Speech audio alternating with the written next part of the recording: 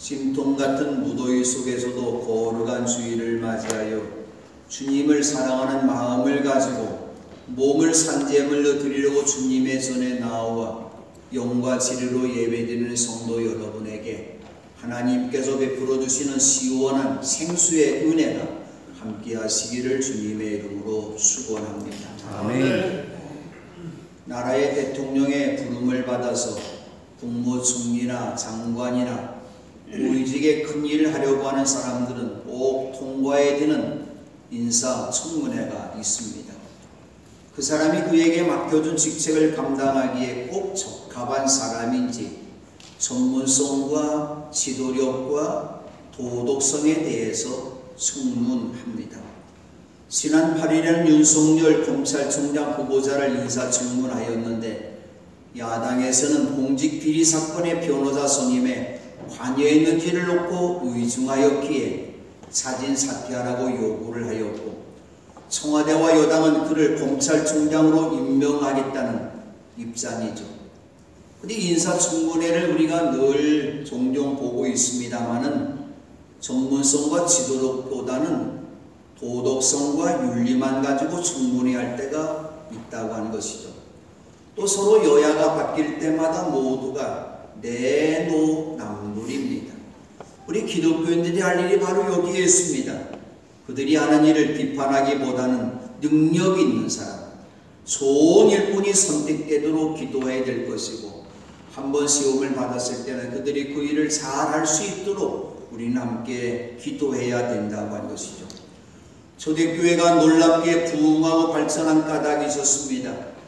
베드로와 바울과 그의 사도들과 예루살렘 교회와 안디옥 교회 성도들처럼 착하고 신실한 일꾼들이 많이 있었기 때문입니다. 근데 오늘 그들이 인사청문회를 한다면 몇 명이나 통과할까요? 아마도 통과하지 못할 사람들이 많이 있는 것 같습니다.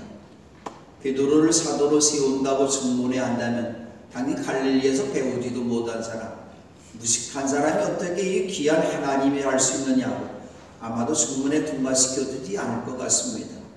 아마도 바울을 통과시키려고 한다면 많은 사람들이 당신 예수 믿는 사람 핍박했던 사람 아니야? 박해했던 사람 아니야? 당신은 사람을 죽이는 살인 공모죄를 한 사람이 어떻게 사도한다고 해? 아마도 인사청문회 한다면 아마도 이들은 여기에 통과를 못할 것 같습니다. 그러나 세상 청문회에 통과하지 못한다 할지라도 주님의 부르심을 받아서 교회 일꾼이 된 것은 하나님의 은혜라고 하는 것이죠. 초대교회 최고 일꾼을 뽑으라면 저는 당연히 바울 사도라고 말하고 싶습니다. 선교 역사 가운데 바울 사도가 없었다면 초대교회가 그렇게 놀랍게 부흥하지 못했을 뿐만 아니라 교회를 교회답게 세우는 일도 부족했을 것이죠. 곧 바울 사도야말로 예수님께도 부탁하신 지상명령을 최고로 잘 수행한 예수님의 최고의 동역자라고 하는 것이죠. 근데 바울의 겸손한 모습을 오늘의 말씀을 통해서 발견할 수가 있습니다. 나 혼자 잘나서 내가 주님의 사역을 잘 감당한 것이 아니라 내 동료여, 내 동역자와 함께 이 일을 감당했기 때문에 이 일을 잘 할 수 있다고 하는 말이죠. 바울이 로마 교회에 보낸 편지를 마무리하면서 36명의 교회 일꾼들을 소개해 주었는데 베베 사내로부터는 내가 신세를 많이 졌다고 말을 합니다. 또 브리스가와 아굴라는 자신의 생명의 위험을 무릅쓰고 내 목숨을 구해준 사람이라고 말합니다. 또 가이오는 나와 온 교회를 잘 돌보아 주었다고 기록하였습니다. 바울 혼자 잘나서 3차 선교행을 잘한 것이 아니었습니다. 이처럼 착하고 신실한 동역자들이 그와 함께 하면서 그를 잘 돌보아주고 자신들의 생명을 무릅쓰고 위험을 무릅쓰고 목숨을 구해준 사람들이 있었기 때문에 바울 사도가 이렇게 귀한 사역을 감당할 수 있었던 것이죠. 오늘의 말씀도 바울 사도가 내 동역자라고 말한 사람이 세 사람이 나오고 있는데 첫째는 16절에 나오는 디도입니다. 두 번째는 습발전이라는 기도와 함께한 한정제 한 사람이었고, 셋째는 22절이라는 기도와 함께한 두 번째 형제 함께한 형제 한 사람이라고 말하고 있습니다. 그리고 바울은 이 세 사람을 23절에서 이렇게 소개하고 있습니다. 기도로 말하면 그는 내 동료요, 여러분을 위한 내 동역자입니다. 그리고 그와 같이 한 우리 형제들로 말하면 그들은 여러 교회의 심부름꾼들이요 그리스도의 영광입니다 말을 하였습니다. 바울은 이들을 내 동료라고 소개합니다. 여러분, 고린도 교회 여러분을 위한 내 동역자라고 소개하고 있습니다. 바울이 이들을 내 동료라고, 내 동역자라고 불러준 까닭에 무엇이 있을까요? 디도서 1장 4절 말씀에 보니까 나는 같은 믿음을 따라 진실한 아들이 된 디도에게 이 편지를 씁니다 말을 했는데, 디도는 바울과 같은 믿음을 따라 살았던 사람, 그래도 바울 사도가 그 디도를 진실한 자기의 아들로 삼았던 것이죠. 그리고 때로는 바울 사도가 목회여정에 시리에 빠질 때가 있었는데 이때마다 바울을 위로해 주었고, 또 하나님께서 이 디도를 만나게 하심으로 위로해 주었고, 디도는 바울의 기쁨이 되었던 것이죠. 위대한 복음사였자 바울과 같은 믿음을 가진 사람, 위로와 기쁨의 사람을 바울은 말하기를 그는 내 동료입니다. 그는 고린도 교회 성도들을 위해 내 동역자라고 불러주었습니다.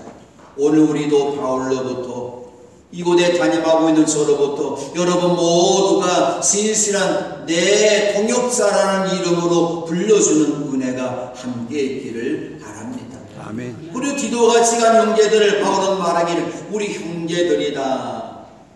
대통령의 형제가 되었다. 아마도 큰 권세를 누릴 수 있는 것 같죠. 예수님의 최고의 그런 동역자였던 바울 사도의 형제가 되었다. 하나님 앞에 특별히 쓰임받고 있는 사람으로부터 우리 형제라고 이름을 불리는 것 영광이라고 한 것이죠. 그리고 바울은 형제들을 말하기를 여러 교회 심부름꾼들이요 그리스도의 영광이라고 불러주었던 것이죠. 주님의 일을 하는 사람들, 목사도 장로도 권사도 집사도 주인이 아니에요. 우리는 모두가 교회의 심부름꾼이라고 하는 것이죠. 근데 종종 오늘의 몇몇 교회들이 혼란스러운 것은 심부름꾼들이 주인 노릇을 하기 때문이라고 하는 것이죠. 그럼 우리는 잠시도 나는 이 교회의 심부름꾼이라는 사실을 잊어서는 아니 된다고 하는 것이죠. 교회 뒷분이 감투니까 아니에요.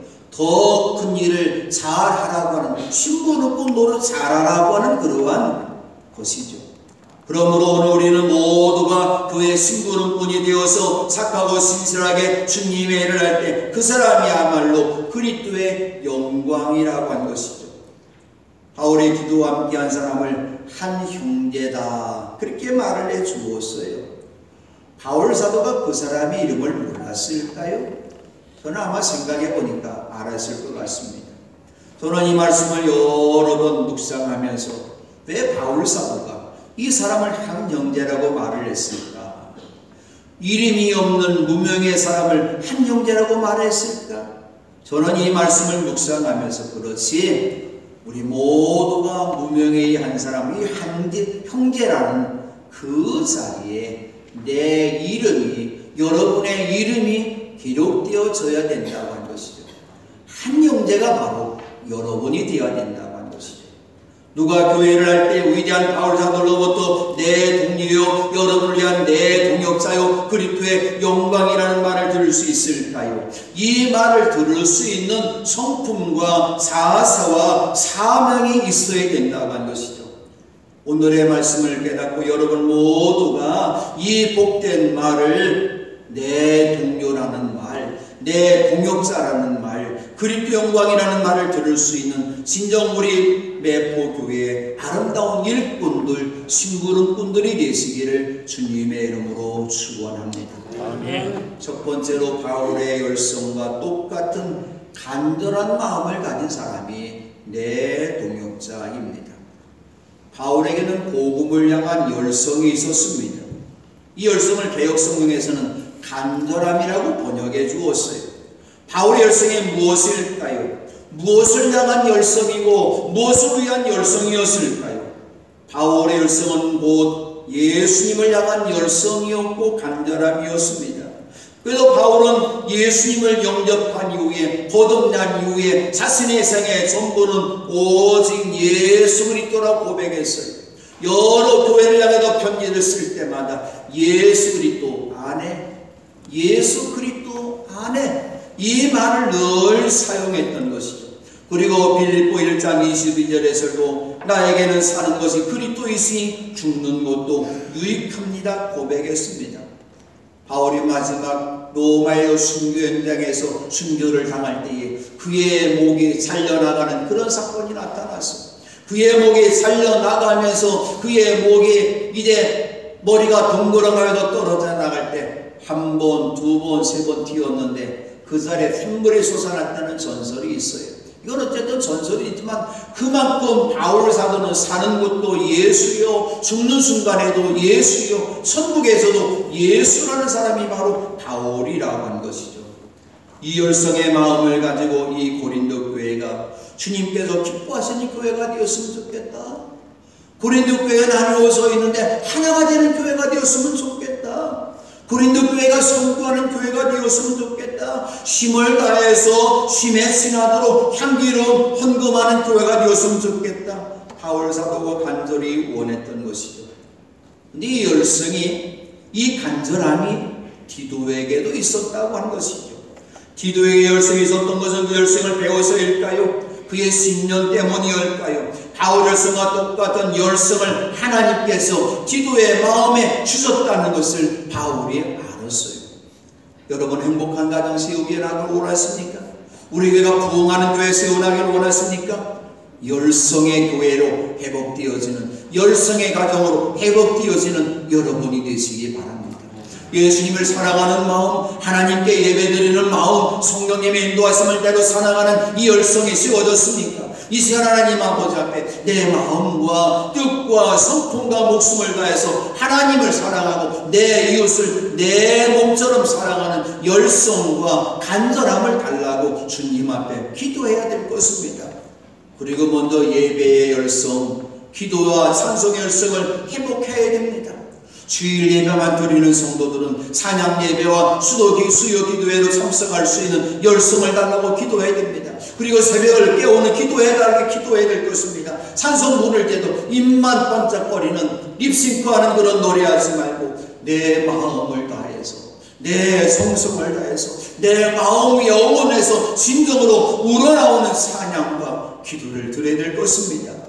그리고 주님의 마음을 닮아서 우리의 말과 행동에서 예수의 향기가 풍겨 나와야 됩니다. 여러분의 모든 얼굴의 모습이 스데반처럼 선서의 얼굴이 되어야 된다고 한 것이죠. 여러분의 얼굴이 선서 얼굴 되시기를 주님의 이름으로 축원합니다. 아멘. 누가 주님으로부터 영광의 금별관과 상급을 받을 수 있을까요? 열성을 다해서 주님을 사랑하고 주님의 일에, 교회 일에 충성한 사람입니다. 오늘 우리의 모습을 보십시오. 다른 어떤 김 집사가 열성을 가지고 간절한 마음으로 충성하면 참 잘한다, 고맙다, 내가 못하는 일을 저 집사가 얼마나 고마울까, 그런 마음을 갖는 게 아니라 우리의 마음속에는 가인처럼 시기하고 질투하는 마음이 있는 것이죠. 그래서는 안 되죠. 이 열성과 간절함이 있는 사람을 격려하고 칭찬해 줘야 될 것이고, 이 열성이 내게 없다면 이 열성을 가진 바울과 디도처럼 내게도, 하나님 나에게도 이 열성 주십시오, 이 간절함을 내게 주십시오, 하나님 앞에 기도하면서 감사할 수 있는 여러분 되시기 바랍니다. 두 번째로 주의 종의 말에 아멘으로 순종해서 사진에도 충성하는 사람이 내 동역자입니다. 바울 사도가 고린도 교회에서 헌금 모금하는 것을 정결짓기 위해서 디도가 그곳에 가기를 정하였는데, 디도는 바울의 성을 받아들이고 더욱 열심을 내서 자진해서 고린도 교회로 갔다고 한 것이죠.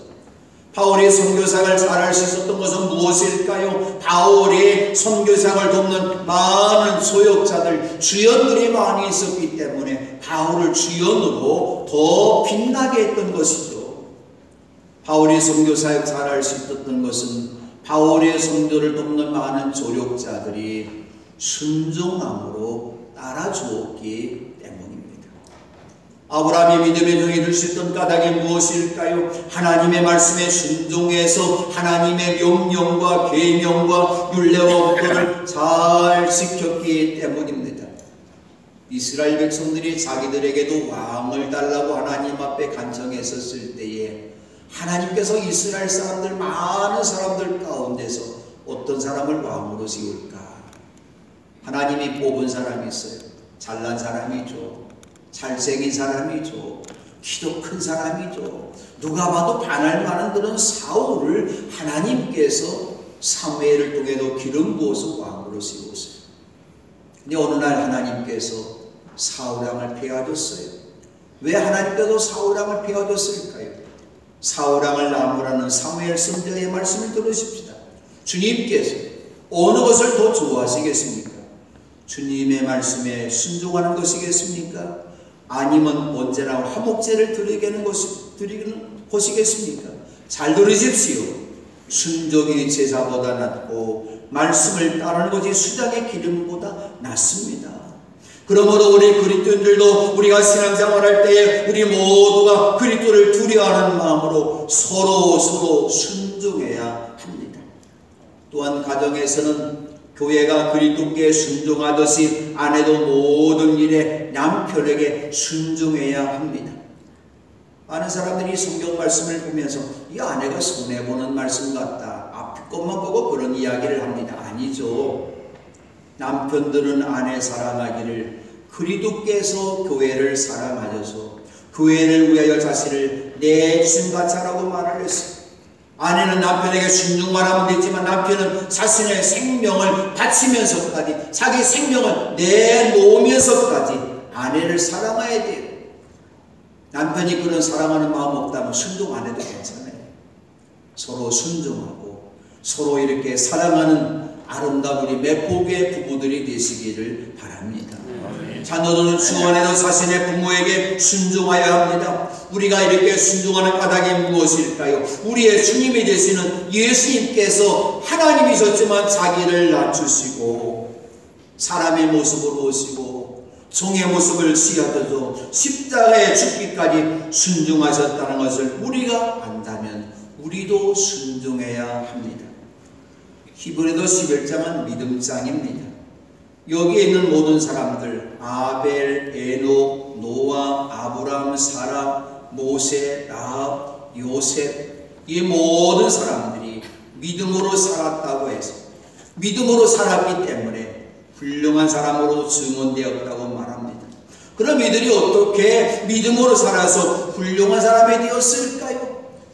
그들의 믿음이 순종과 만났기 때문입니다. 믿음과 순종은 부부와 같습니다.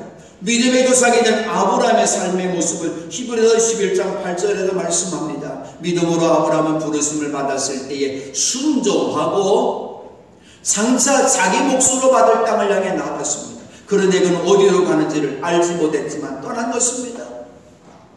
어디로 가는지를 몰랐지만 순종하며 떠났다고 한 것이죠. 우리는 종종 이런 말을 합니다. 나에게도 큰 믿음 주세요.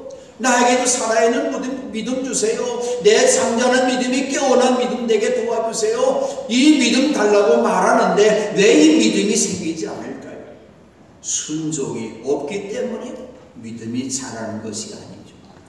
순종할 때 믿음이 자라나서 큰 믿음이 된다는 사실을 알고 여러분의 믿음이 순종으로 큰 믿음이 되시기 바랍니다. 기도는 바울의 말에 아멘으로 순종하며 자신에서 고린도 교회에 갔던 것이죠. 순종하는 사람이야말로 바울의 동역자고 우리 교회의 동역자라고 한 것이죠. 세 번째로 교회에서 칭찬이 자자한 사람인데 동역자입니다. 바울은 기도와 함께한 한 형제와 그와 함께 동지한 사람을 보냈다고 했는데 이 형제는 복음을 전하는 일로 모든 교회에서 칭찬이 자자한 사람입니다 말을 했어요. 복음을 전하는 일로, 주님의 일로, 교회하는 모든 일로 칭찬이 자자한 사람이라고 하는 거죠. 근데 요즘 사람들은 자기가 자기를 칭찬해요. 그래서는 아니 되는 것이죠. 잠언 27장 2절에 말씀합니다. 네가 너를 칭찬하지 말고 남이 너를 칭찬하게 하여라. 칭찬은 남이 하여 주는 것이지 자기가 자기 입으로 하는 것이 아니다. 우리는 먼저 주님으로부터 칭찬받아야 됩니다. 주님으로부터 칭찬받는 사람이 누구일까요? 성경에 많은 곳에 나오고 있습니다만 10편 112편 1절부터 3절 이렇게 말씀합니다. 주님을 경외하는 사람 칭찬받는다. 주님의 계명을 크게 즐거워하는 사람 칭찬받는다. 정직하고 의로운 사람 칭찬받는다. 그 영과 진리로 예배드리는 사람이 칭찬받는다는 것이죠.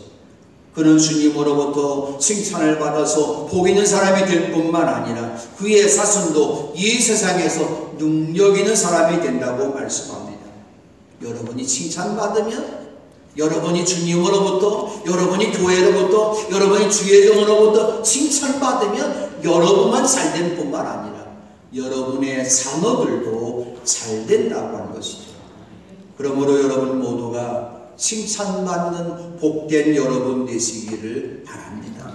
근데 오늘 우리의 모습을 보십시다. 나는 칭찬받을 일을 하나도 하지 않으면서 남이 칭찬받으면 시기하고 질투합니다. 목사를 모든 성도들 똑같이 대하죠. 모두 똑같이 칭찬해주고 있어요. 모두 똑같이 격려해주고 있어요. 그런데 뭐라고 말하지 않습니까? 목사는 누구만 좋아한다더라. 누구만 좋아하겠습니까? 모두가 하나님의 자녀들이고 하나님의 백성인데 목사의 기도 속에는 여러분 모두가 들어있던 사실을 믿어야 된다고 하는 것입니다. 이제부터라도 여러분 모두가 믿음과 헌신과 사랑이 칭찬받을 수 있는 우리 교회의 동역자들이 되시기를 바랍니다. 또한 이 형제들은 여러 교회가 바울의 선교 여행의 동반자로 뽑아서 세운 사람이고 바울이 수행하고 있는 이 은혜로운 일, 교회가 헌금한 것을 예루살렘 교회에 전하는 일을 돕는 사람이라고 말씀합니다. 헌금하는 것 은혜로운 일입니다. 누가 더 큰 은혜 받을까요? 헌금하는 사람이 은혜를 받습니다. 이제 우리의 창립 90주년을 맞이하면서 케냐 카리아도 지역에 나무냐 교회를 건축 중에 있는데 헌금하는 것 은혜로운 일을 하는 것이죠. 그리고 헌금을 전달하는 것 중요한 일이고 봉헌 예배 위에서도 함께 동행하는 것이야말로 은혜로운 일을 돕는 것이죠. 네 번째로 하나님의 영광을 드러내는 사람이 내 동역자입니다. 바울 사도가 고린도 교회를 하여금 예루살렘 교회를 돕는 일에 헌금하게 했을 때 그들은 받은 그대로 은혜대로 많은 헌금을 했어요. 많은 헌금을 했어요. 은혜 받으니까 많은 헌금하게 된 것이죠. 그런데 바울은 그들이 헌금한 것을 관리하는 모든 일에 있어서 자신이 재정을 장악하거나 위세를 부리려고 하지 않았어요. 재정 관리 혼자도 다 하지 않고 공정하고 투명하게 하려 했던 것이죠. 종종 서울에 있는 몇몇 큰 교회들이 재정부장이 되면 세상과를 꿀씬 부린다고 하고 있어요. 그래서는 아니 되는 것이죠. 또한 이를 모든 헌금했던 것을 이제 오늘 예루살렘 교회로 보내줘야 되는데 지금 같으면 온라인본으로 입금하면 아무 문제가 없을 것입니다. 보내는 사람과 받는 사람의 이름이 은행에 기록되기 때문입니다. 그러나 그 당시 고린도 교회로부터 예루살렘 교회에 가기까지는 아무리 빨리 가도 한 달은 쫓기 걸리는 거리였어요. 이 헌금도 요즘 마냥 우리들이 갖고 다니는 지폐나 수표도 아니었어요. 동전이 그들의 돈이었고 금은보화가 그들의 헌금이었어요. 이 많은 동전과 이 많은 금은보화를 가지고 가는 동안에 도적을 만날 수도 있을 것이죠. 헌금을 전달한 이 사람들이 돈의 유혹을 이기지 못해서 아감마냥 몇 개의 금을 다른 사람 모르게 자기 오줌은 채울 수도 있다고 하는 것이죠. 이 사실을 바울이 알았기 때문에 자신의 열심과 같은 기도와 모든 교회로부터 칭찬이 자자한 사람을 뽑아서 이 헌금을 전달하게 했던 것이죠. 무엇보다도 헌금을 하고 헌금을 예루살렘 교회에 전달한 것이야말로 주님의 영광을 드러내는 일이고 우리의 좋은 뜻을 이루려고 이 일을 한다고 바울이 말했습니다. 그리고 이 많은 헌금을 전달하는 과정에서도 부의주로 인해서 실수함으로 그 누구부터로 진한받는 일을 못하게 하라고 조심한다고 바울이 말을 했던 것이죠. 바울은 주님 앞에서뿐만 아니라 사람 앞에서도 헌금을 전하는 좋은 일을 다르게 한다고 말을 했습니다. 우리는 종종 이런 말을 합니다. 나는 하나님의 영광을 위해서 사는 사람이야. 그런데 다른 사람과의 관계는 빵점이에요. 다른 사람의 관계 올바른 생활을 보이지 않고 있어요. 사랑하지 않고 있어요. 올바른 믿음의 길로 걸어가지 않고 있어요. 자기 혼자 하나님 앞에 영광 돌린다고 말하고 있는 것이죠. 하나님 앞에 영광 돌리는 것은 내 이웃을 사랑하는 것이죠. 바르게 살아가는 것이죠. 믿음으로 살아가는 것이죠. 이것이 바로 하나님 앞에 영광을 돌리는 것이죠. 바울이 고린도 교회에 세 사람을 보내면서 고린도 교회가 준비한 금을 받으러 갈 때에 고린도 교회 성도 여러분도 그들에게 여러분의 사랑을 보여주라고 말을 하였습니다.